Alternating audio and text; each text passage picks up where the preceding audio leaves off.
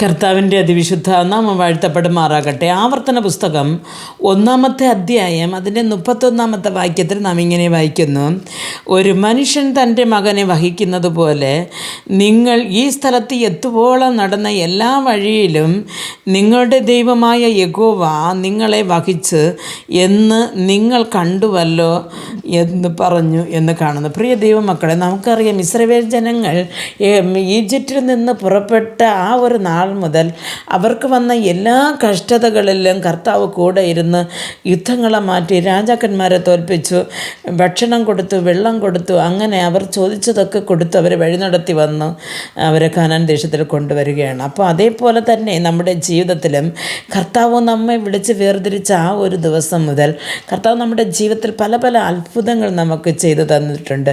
കർത്താവ് ഒരു മകനെ അപ്പൻ എങ്ങനെ തോളിൽ വഹിച്ചു കൊണ്ട് നടക്കുമോ അതേപോലെയാണ് നമ്മുടെ കഷ്ട ദിവസങ്ങളിൽ കർത്താവ് നമ്മോട് കൂടെ ഇരുന്ന് നമ്മെ തോളിൽ വഹിച്ചു കൊണ്ടുവന്നു എന്ന് വചനം പറയുന്നു. പ്രിയ ദൈവമക്കളെ, ഈ ലോകത്തിൽ തന്നെ ഒരു മകനെ കൊണ്ട് ഒരു അപ്പൻ യാത്ര പോയാൽ ആ മകനെ ഒരിക്കലും കയ്യിൽ നിന്ന് പിടിവിടുകത്തില്ല. ഒന്നീ കയ്യിലിറുക്കെ പിടിച്ചോളും, അല്ലെങ്കിൽ തോളിന്മേൽ ചുമക്കും. കാരണം എന്തെന്ന് വെച്ചാൽ ആൾക്കൂട്ടത്തിൽ എൻ്റെ മകൻ കാണാതെ പോകരുത് എന്നുള്ള ആ ഒരു ഉത്കണ്ഠയോടെയാണ് അപ്പൻ ആ മകനെ ചുമക്കുന്നത്. പ്രിയ ദൈവ പൈതലെ, അതേപോലെ തന്നെ ഈ ലോക പാടുകളുടെ ഇടയിൽ അല്ലെങ്കിൽ ഈ ലോകത്തിൻ്റെ കഷ്ടതകളിൽ കൂടെ കടന്നു പോകുന്ന എൻ്റെ പൈതൽ ഒരിക്കലും ഈ ലോകത്തോട് അഴിഞ്ഞു പോകരുതെന്ന് കാണുന്ന ഈ ദൈവം നമ്മെ ഓരോ കാര്യങ്ങളിലും കൂടെ ഇരുന്ന് വഴി നടത്തി വരുന്നത് നമുക്ക് അറിയുവാൻ സാധിക്കുന്നുണ്ട്. പ്രിയ ദൈവ പൈതലെ, ഒരിക്കലും ഒരു ലോകപ്രകാരമായ അപ്പൻ ഒരു മകനെ കൈവിടുവാൻ വിചാരിക്കാത്തതുപോലെ അതിനേക്കാളും ഉപരി ലോക അവസാനത്തോളം ഞാൻ നിങ്ങളോട് കൂടെ ഇരിക്കാമെന്ന് പറഞ്ഞ് വാക്ക് തന്ന ദൈവം നാം ചെയ്യുന്ന യാത്രകളിലെല്ലാം നമ്മോട് കൂടെ ഇരുന്ന് കാക്കുന്നുണ്ട്.